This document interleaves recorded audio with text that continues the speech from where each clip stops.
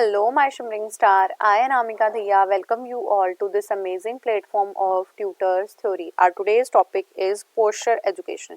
देखो posture education क्या होता है कि आप अपनी बॉडी को कैसे अलाइन करते हो, आप अपनी बॉडी को कैसे कैरी करते हो, that is known as your posture.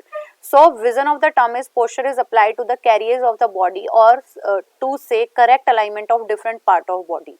कि आपके जो शरीर है वो विभिन्न भागों को कैसे सही से संरेखित रखता है, वो आपका पोस्चर कहलाता है.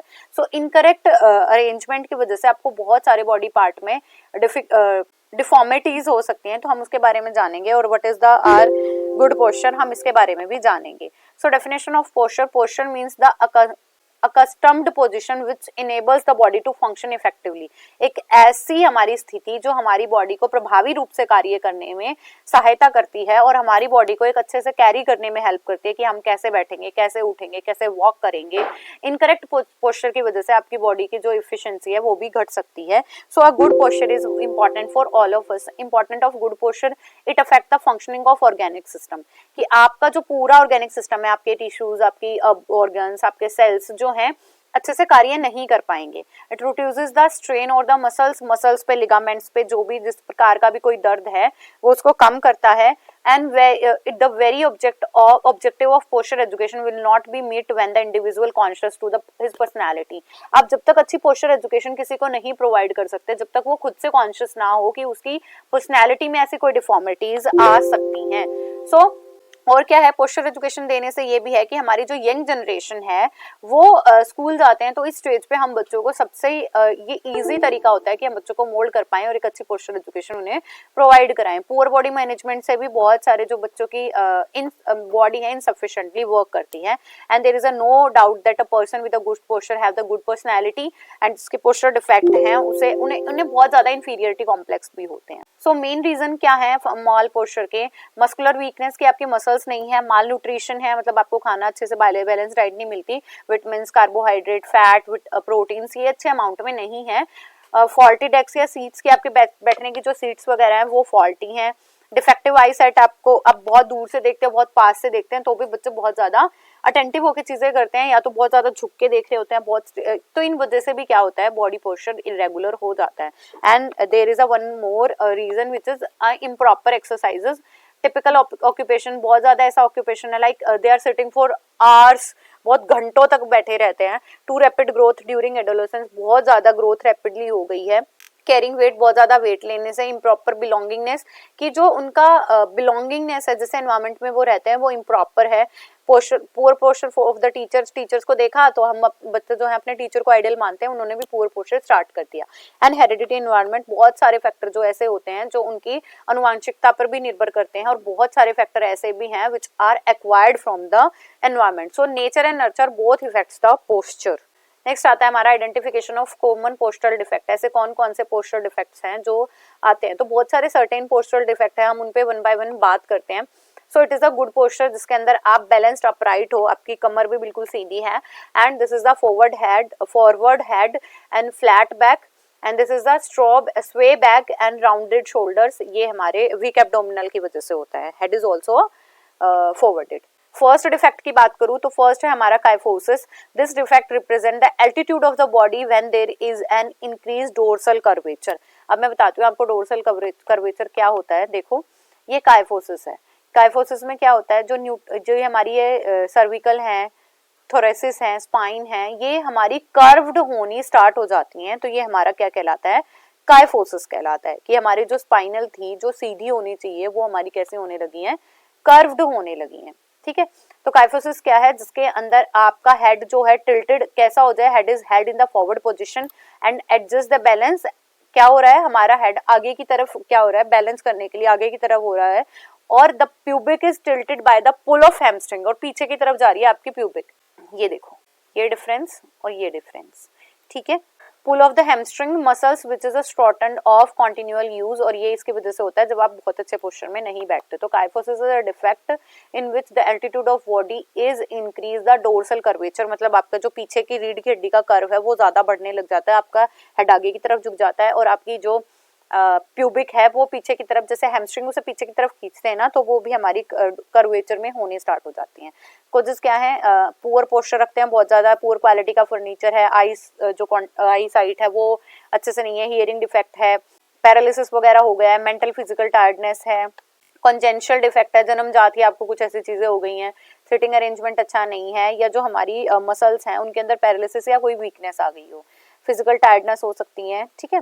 डिफेक्टिव विजन इज ऑल्सो, जिसमें आप या तो बहुत ज़्यादा ध्यान लगा रहे हैं हम उन्हें देखने के लिए, इम्प्रॉपर ड्रेस अच्छी नहीं है, बहुत टाइट एंड अप चीज़ें पहनते हो आप, lack of light and air, इनकी वजह से भी होता है। Who had the hard of hearing, जो ज़्यादा ऊंचा सुनते हैं उनकी वजह से भी वो लीनिंग फॉरवर्ड, वो अपनी गर्दन को आगे की तरफ रखते हैं, तो this is also the reason kyphosis होने का।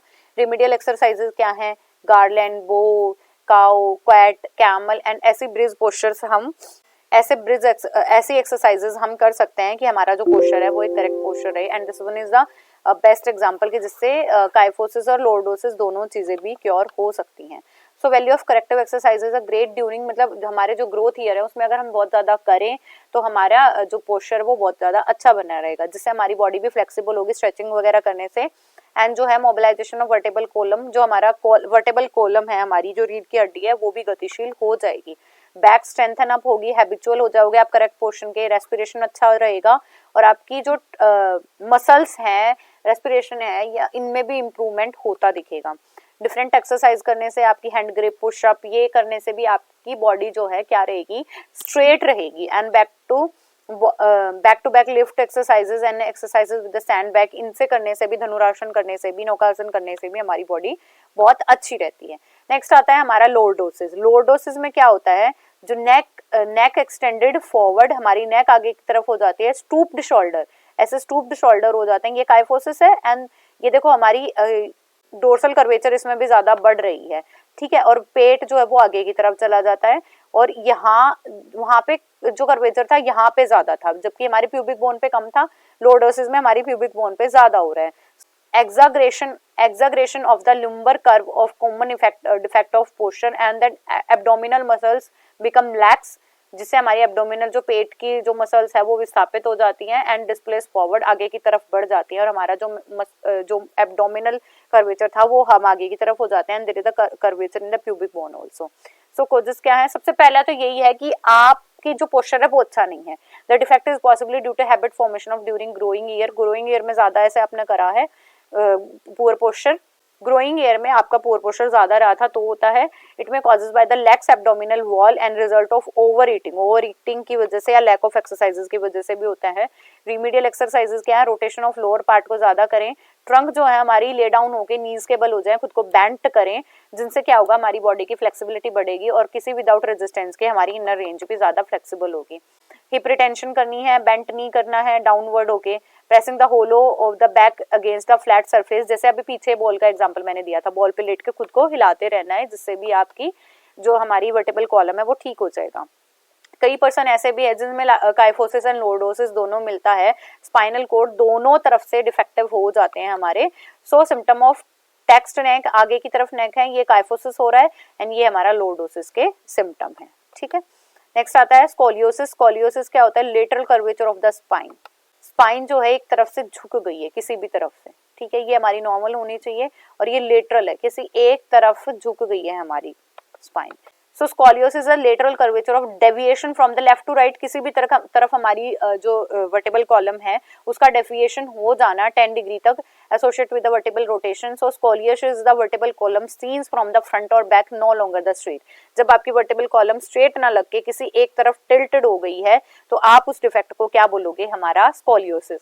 इन this defect there may be one C large shape, कोई एक ऐसे सी लार्ज शेप का हो जाएगा, and other one is a smaller shape, ये देखो, ठीक है, this one is the normal, ये हमारे कैसा है, स्कोलियोसिस, ठीक है। तो ये कुछ सी शेप सा बन रहा है ऐसे, अनइवन शोल्डर हो रहे हैं, कर्व बन गया हमारे स्पाइन में, uneven hips and sign of scoliosis, these are the scoliosis. Causes क्या है, in majority of cases C shaped curve हो गई है, और जिसकी वजह से क्या कहते हैं, या तो बहुत राइट हैंडेड या लेफ्ट हैंडेड रहते हो तब भी हमारी जो स्पाइन है वो शिफ्टेड हो जाती है to the opposite side. Postural scoliosis is also caused by the faulty habit, ज्यादा काम करते रहने की हैबिट से भी होती है। रेमेडियल क्या है, एक्सरसाइजेस करें, फ्लेक्शन करें, एक्सटेंशन करें, रोटेशन करें, एंड सबसे बेस्ट एग्जांपल मैंने आपको बलून वाली बताई थी। Beam hanging is also helpful for the flexibility और our spinal cord. Strengthen up करने की कोशिश करें, हैंगिंग अप करें खुद को, कोऑर्डिनेशन बना के रखें, ठीक है। और एक ही प्रकार का कार्य हम बार बार ना करते रहें। योगिक एक्सरसाइजेस कर सकते हैं, ब्रीथिंग कर सकते हो, कंप्रेस्ड एंड एक्सपेंशन के टर्म्स में, स्ट्रेचिंग कर सकते हैं, खुद को स्ट्रेंथनिंग करने के लिए छोटे छोटे बैलेंस्ड चीजें बना सकते हैं, डेरोगेटिंग कर सकते हो। Derotating the spine help student to create a more symmetrical posture, मतलब आप बार बार बोल के चीजों को हम करा भी सकते हैं जिससे कि आपका पोस्चर बच्चे जो है ठीक रखेंगे। नेक्स्ट आते हैं फ्लैट फुट। अगर मैं अपने फुट की बात करूं तो हमारे पास 3 टाइप के कर्वेचर होते हैं। देखो ये है the middle one and this one, ठीक है। अब देखो 3 major arcs, lateral, longitudinal, transversional and the medial, so that disturbs the weight of the body between the heel and the ball of the foot, जिससे आप जब भी stand करते हो, वॉक करते हो, जिससे आपका जो वेट है ना वो हमारे फीट पे पूरी तरह से क्या हो जाता है, बैलेंस हो जाता है। बट जब आपका फुट फ्लैट होता है तो आपका जो बॉडी वेट है वो भी क्या हो जाता है, ऐसे बैलेंस होके मूव नहीं कर पाते। सो फॉल्टी पोस्चर की वजह से हो जाता है। देन आता है लॉन्ग ड्यूरेशन ऑफ वेट, ज्यादा वेट अपने सिर पे रखने से भी हो जाता है, शोल्डर्स पे या सिर पे ज्यादा वेट रखने से। इम्प्रॉपर शूज, अच्छे शूज या बहुत मतलब टाइट या बहुत ज्यादा लूज शूज आपने पहने, इंजरी हो गई है, बहुत ज्यादा वेट रखा है और लोकल वीकनेस है, आपको किसी प्रकार की कोई वीकनेस है या फिर आपको बहुत ज्यादा थकान रहती है। रेमेडियल एक्सरसाइजेस क्या है, प्रॉपर शू पहनो सबसे पहले तो, वेट की केयर करो, न्यूट्रिशन अच्छा लेंगे, स्ट्रेंथनिंग करते रहेंगे खुद को, मेडिकल हील्स भी ले सकते हैं हम, एंड प्रॉपर गेट, अच्छे से चलने का तरीका ढूंढेंगे।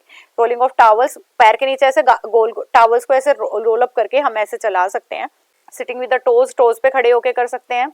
वेट बियरिंग एक्सरसाइजेस कर सकते हो, सैंडी और अनइवन ग्राउंड पे चल के कर सकते हैं।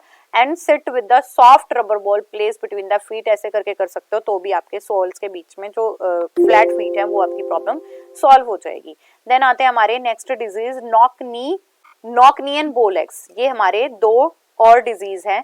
नॉकनी क्या होता है, नॉकनी को गैनुवेरम भी बोलते हैं। Genu varum which means knee and the varum which means deformity which the foot bent inward. जब आपके नीज जो है अंदर की तरफ बेंड हो जाते हैं तो आप उसे नॉकनी बोलते हो, मतलब आपके जो नीज हैं वो एक दूसरे को टच कर रहे हैं।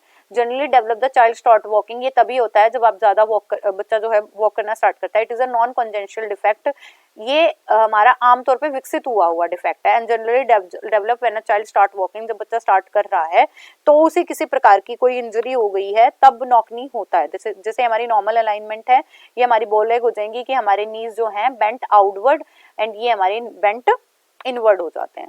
सो कॉजेज क्या है, रिकेटस, ये बीमारी होती है। मालन्यूट्रिशन, एक्सेसिव लोड रखने से, वीकनेस ऑफ मसल या लिगामेंट के वीक होने से, तो भी ये डिफॉर्मिटी होती है। रेमेडियल क्या है exercises, child should not be allowed to walk in a case of rickets. अगर बच्चे को रिकेट्स है तो बच्चे को चलाए नहीं देना चाहिए, रेक्टिफिकेशन तक का ध्यान रखना चाहिए, एक्टिव पैसिव मूवमेंट करवाते रहना चाहिए। And hope holding the ball in between the knees के बीच में, जैसे बलून वाली एक्सरसाइज है ना, बेटर है इन सब के लिए। Adduct the leg with half lying करा के एडक्ट कराओ लेग्स को, and while abducting press the knees outward and inward, तो भी जो नीज है वो ठीक हो जाएंगे। नेक्स्ट है bow legs. Bow legs is also called as a genu valgum और वेलगस, जिसमें क्या होता है, बो लेग्ड आउटवर्ड की तरफ हो जाएंगे। कॉज क्या है, रिकेटस, क्रॉस लेग सिटिंग होने की वजह से, एंड टू अर्ली वॉकिंग, जब बच्चा जल्दी ज्यादा चलना स्टार्ट कर देता है तो भी होते हैं। सो देखो ये नॉर्मल है एंड ये हमारे बो लेग्ड है, ठीक है, ये बाहर की तरफ जा रहे हैं। रेमेडियल क्या है, literal heel wedges in the shoe, जूतों में जो थोड़ी हील है वो पहन सकते हो। Passive pressure on the outer curve पे ज्यादा प्रेशर रखो। Use of clippers, external sport के लिए क्लीपर्स जो पैरों में पहनते हैं वो यूज कर सकते हैं। स्ट्रेंथन और स्ट्रेचिंग कर सकते हैं इसके बाद। तो this is all about our body posture, कि आपको गलत पोस्चर की वजह से काइपोसिस हो सकता है, लोडोसिस हो सकता है, स्कोलियोसिस हो सकते हैं। एंड हमारे 2 मैंने और बताए हैं, बो लेग्स एंड नॉकनी, ये दोनों भी हमारे हो सकते हैं। So it is all about our today's topic. Keep going, keep growing and keep learning, my dear students. Bye bye, take care.